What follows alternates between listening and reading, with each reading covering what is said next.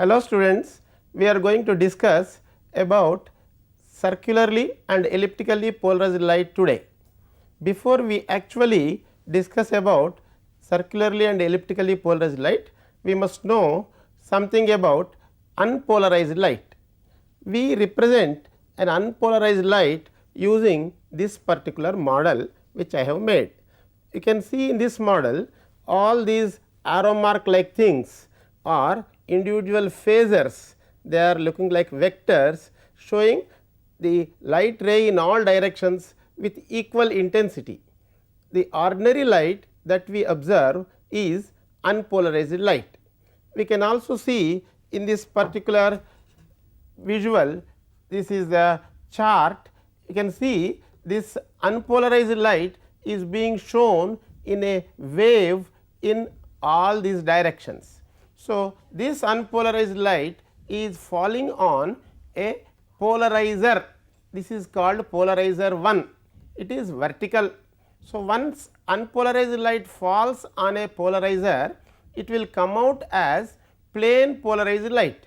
This plane polarized light is vertically polarized and it is falling on another horizontal polarizer, polarizer number 2. So, we will be making unpolarized light to get plane polarized light, and we will see how plane polarized light can be detected using the next chart, in which we will see the unpolarized light that we have is shown in these colored waves that are falling on the polarizer 1. Once it falls on a polarizer 1, it permits only the vertical plane of polarization. Consequently, we will see only this particular wave and it will be stopping all other waves in all other directions. Once it falls on a second polarizer, when both the polarizers are parallel to each other, it will come out as it is without any disturbance. Now, the first polarizer is at an angle of 180 degrees and the second one is at an angle of 360 degrees. So, through both these polarizers, a plane polarized light in the vertical direction is being transmitted out. In this chart, we will be observing the analysis of plane polarized light. You can observe this particular waveform, plane polarized light is being falling on another polarizer. Once it passes through this polarizer, because the plane of polarization of this plane polarized, this polarizer or Polaroid is parallel to this, it will be simply passing through this, and another polarizer is here and it is simply passing through that also, and we will be observing the entire plane polarized light will be passing through this. In the down part of it, we will observe the plane polarized light that is falling on the first polarizer will be passing through it because it is vertical, and as it is passing through this, it will go up to the second polarizer which is horizontal, the wave is stopped. Consequently, we will say that these two are parallel polarides and these two are polarides which are crossed or perpendicular to each other. So, there will be no light here, that is light is extinguished. Now, we will see in another chart, in this next chart we will observe an ordinary light which is shown by the arrow marks in all directions falling on a tourmaline crystal, we will call it as P1, produces plane polarized light and falls on the another tourmaline crystal P2 and will come out, because these two crystals are parallel to each other, we will observe the maximum intensity.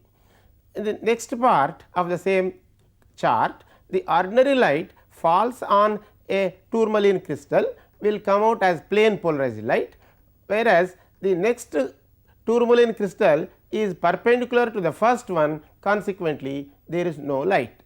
In this way, we can detect the plane polarized light. Here we have two polarides, this is one polaroid, this is another polaroid. I am using these two polarides to explain the plane polarized light. Now, you observe once these two polarides are one in front of the other and I am rotating one of the polarizers, this Polaroid, and you can observe the spot, the green spot on the screen is getting intensity reduced and it is extinguished now. That means these two Polaroids are crossed. Now, I am rotating it further, the intensity is increasing, and once again it is crossed, you will be observing the intensity of the light is 0, that is extinction of light. So, like that we will have the plane polarized light being shown by this particular two Polaroids. We produce circularly polarized light using a quarter wave plate. Quarter wave plate is a material made of a doubly refracting material. You will see in this visual, this is a doubly refracting material called calcite. You can see this single line on this paper is being observed as two lines. So, it is called doubly refracting material. This is a calcite prism. If I make one beam of laser light fall on this, it will split into two. You can see on the camera two spots, two green spots, that means two doubly refracting prism. I will make the green laser spot to fall on the quartz prism, and this time you will find the spots to be nearer, whereas if it falls on a calcite they are farther.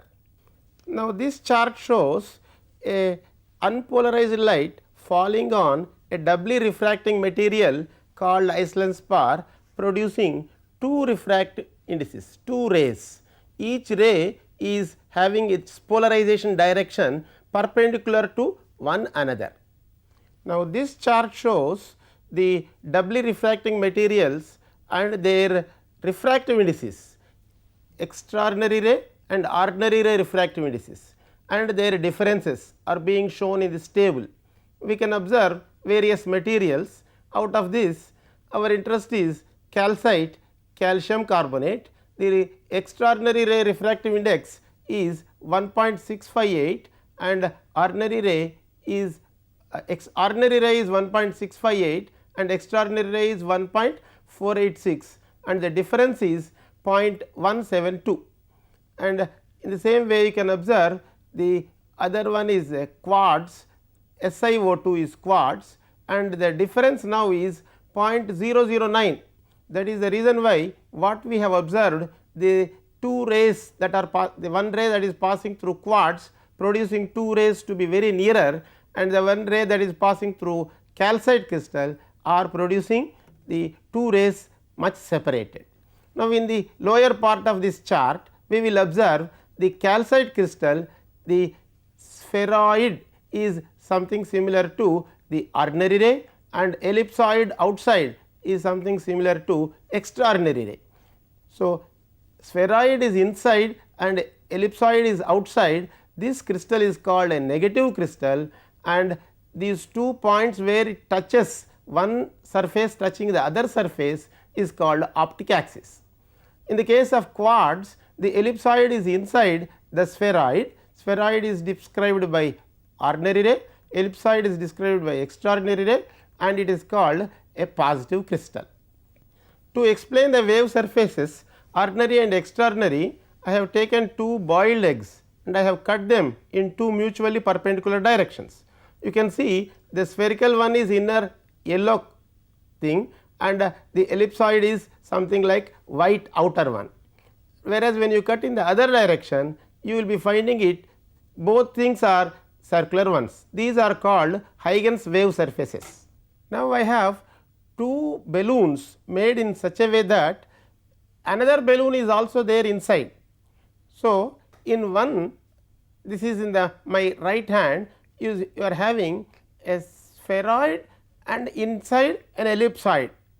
So, a spheroid inside ellipsoid is representing a calcite or negative crystal, and the other balloon in my left hand is a spheroid inside an ellipsoid. This is representing a quartz. So, these two are two wave representation of wave surfaces of this doubly refracting material. In this chart we will be observing a light source through which unpolarized light is coming, falling on a polarizer, comes out as plane polarized light and falls on another plate. This plate is called a retarding plate. If the plate thickness is suitable, it will produce circularly polarized light, and through this, when it passes, the plane polarized light is trying to rotate through the plate and its direction of polarization is changed and it is passing through another polarizer, will come out in that particular different direction. The quarter wave plate is made of a doubly refracting material, and when plane polarized light having the direction of plane of polarization falling on the quarter wave plate in such a way that the lines that are drawn on the quarter wave plate which show that optic axis direction, and if the plane of polarization of the incident plane polarized light is 45 degrees with the optic axis direction, having a suitable thickness which makes it to be a quarter wave plate, will come out as circularly polarized light. Now, we will observe the circularly polarized light waveform here. You can see here an yellow wave and a red wave, both are perpendicular to each, so that yellow wave starts 90 degrees earlier, that is 90 degrees phase difference or lambda by 4 path difference, that is why it is called quarter wave plate. So, these two waves, one is ordinary ray, another is extraordinary ray, both simultaneously will pass and then that will be producing wave in such a way that the amplitude of each of these things are same, and consequently what we observe same amplitude vibrations producing a circularly polarized light. Here we do not see any circles, but we will see intensity to be uniform throughout. Here we will observe the same circularly polarized light having the waveforms, ordinary ray waveform and extraordinary ray waveform, both are one perpendicular to the other one and having a phase difference of 90 degrees or path difference of lambda by 4. In the blocks that are given at the base from 1 to 8, you will observe an arrow mark that is rotating in this particular direction. This is the arrow mark. When it is at the point 2, this is the arrow mark. At point 3, down is the arrow mark. At point 4, it is turned like this. So, when you observe all these things, the arrow mark is rotating and getting advanced in this direction. So, arrow mark is getting advanced in this direction will produce an effect of circle, and hence it is called circularly polarized light.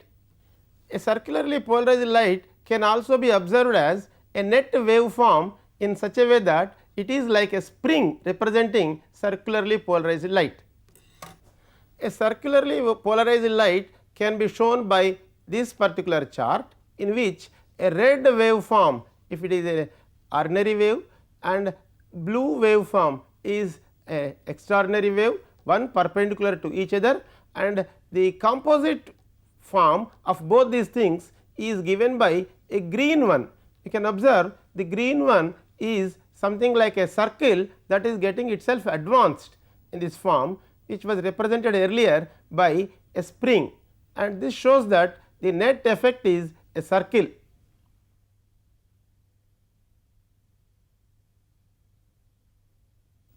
You can represent a circularly polarized light by a spring like this.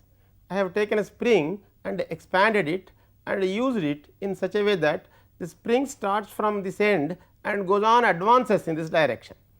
I have made two colored arrow marks pasted. One is green color, probably representing a ordinary ray, and pink colored one representing extraordinary ray. Both are having same amplitude and both are rotating, as the green is rotating to green part and pink is rotating to pink part. Like that, as it is rotating and getting advanced, you will be observing it is moving from one end of the spring to the other end of the spring. Now, an elliptically polarized light is that one in which one of the waveforms is having amplitude greater.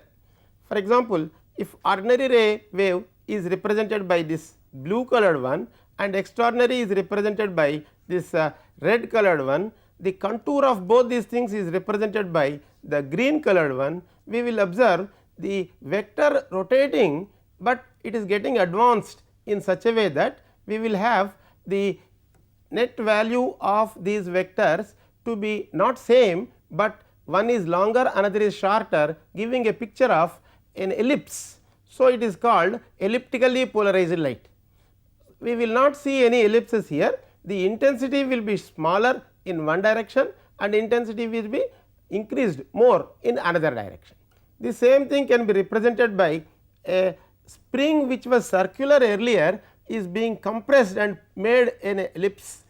So, here this particular direction is semi major axis and in this particular direction it is semi minor axis. Approximately we will be seeing in the semi major axis the green arrow marks and semi minor axis we will be seeing the pink arrow marks. So, they are representing ordinary and extraordinary rays producing the waveforms in such a way that they get advanced in the spring from one end to the other end. We can compare this with the earlier arrangement of the spring where it is a circular one, whereas this one is compressed, this one circle compressed, you will be getting an ellipse. So, this is a representation of elliptically polarized light, this is a representation of circularly polarized light.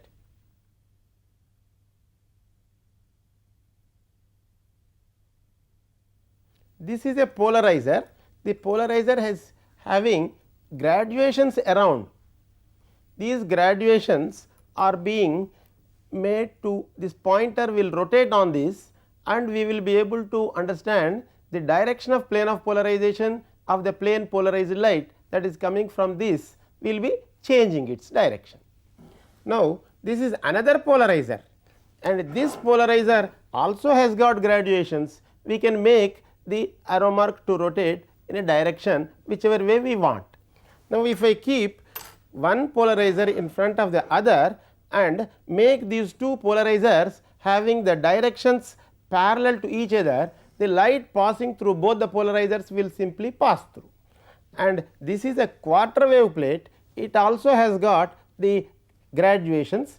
If I make these graduations in such a way that it makes 45 degrees angle with these directions of the plane of polarization of this, the light that is entering through one polarizer, plane polarized light falling on the quarter wave plate will come out as circularly polarized light. This we have seen earlier in one of the charts, when plane polarized light falls on quarter wave plate with an angle 45 degrees, it will come out as circularly polarized light. Now, if I rotate the second one, the intensity will not change, it will be the same intensity throughout, that is why we call it as circularly polarized light. Now, I am introducing another quarter wave plate into this. The first quarter wave plate is at 45 degrees angle with the plane polarized light. So, it produces circularly polarized light. If I use the second quarter wave plate is having the same direction of the first quarter wave plate, then this quarter plus this quarter will become half of that. So, it is called half wave plate and consequently, the plane polarized light that is entering into half wave plate will come out as plane polarized light. Now, if I have a polarizer, when I rotate the second polarizer, it will be simply analyzing the plane polarized light. In one complete rotation of the second polarizer, we will be having the, in the 360 degrees, we will have at two 180 degree opposite directions, there will be extinction of light, that means darkness is observed. Now, in this arrangement what we have seen is one polarizer, quarter wave plate and another polarizer. The angle with which it is falling is 45 degrees. Now, if I change the direction now other than 45 degrees, it will be producing elliptically polarized light. Depending on the extent of the intensity of the semi major axis and semi minor axis, the semi major axis is too longer or not so too longer, the angle is going to decide. If it is just instead of 45 degrees, if it makes only 50 degrees, it will be semi major axis not too longer than semi minor axis. If it is around 85 degrees, the semi major axis is too long and semi minor axis is too short. So, we will be having elliptically polarized light at all other angles except at 45 degrees. So, we will have elliptically polarized light using this arrangement. As we have seen the production of elliptically polarized light, we can also detect the elliptically polarized light by introducing another quarter wave plate and gradually rotating this in such a way that both put together it will be forming a half wave plate. Consequently, we will have this is a polarizer and these two put together will form a polarizer and we will have another polarizer here. So, through this plane polarized light is falling and both these things put together it is again a plane polarized light. If these two are parallel, you will have maximum intensity plane polarized light is coming through from this and we will have another polarizer. This time I am rotating this polarizer through 360 degrees. Again we will observe in one complete rotation two positions of extinction or 0 intensity. This detects the elliptically polarized light. Like that we have got method of production and detection of circularly and elliptically polarized lights. Now, I have made a model which is showing the waveforms. One waveform, if you call it as an ordinary waveform, the other waveform starts from half of this 1/4 of this wave. So, we will call it as quarter wave difference in this or 90 degrees phase difference. So, the second waveform, if it is extraordinary wave, it is starting at a later point.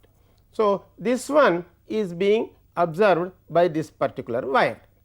So, we will have both these things perpendicular to each other. This is the direction of the extraordinary wave, this is the direction of ordinary wave. If both these are having same amplitude, we will be getting circularly polarized light. If the amplitudes are different, we will be getting an elliptically polarized light. In our day to day applications, Polaroid goggles are being used to reduce the intensity glare of sunlight. The same thing can be also used to car headlights, so that the glare is reduced for the people who are coming in the other direction. We can also see Polaroid goggles helping us to see a 3-dimensional movie. We have seen earlier some such movies. We will also have many technical applications using polarization in our electrical engineering and electronics and communication engineering, and where the computers are being planned using optical methods. Now, as it is, the computers are made by semiconductor switching circuits. The semiconductor switching circuits have got switching times 10 to the power of -8 -9 of a second, whereas the wavelength and frequency and time period of these light waves are of the order of 10 to the power of -14 of a seconds. That is why scientists and technologists in the applications of optical computing are planning these circularly polarized light. And another important thing is there are two things called right circularly polarized light and left circularly polarized light. As we have seen in the case of a spring, the spring is moving from in the clockwise direction or anti-clockwise direction. So, both these things put together will produce a plane polarized light. So, there is a phenomenon in which plane polarized light is composed of one right circularly polarized light plus another left circularly polarized light. Hence, we will observe the circularly polarized light is being used in making the optical computers, and very soon we will be having these computers coming into existence. There are many optical communication applications using polarization, particularly circularly polarization. మీ సూచనలు సలహాలు మాకు తెలియజేయవలసిన చిరునామా director audio visual production and research centre, doctor B R Ambedkar open university, professor Ramareddy Marg, road number 46, Jubilee Hills, Hyderabad 500 033.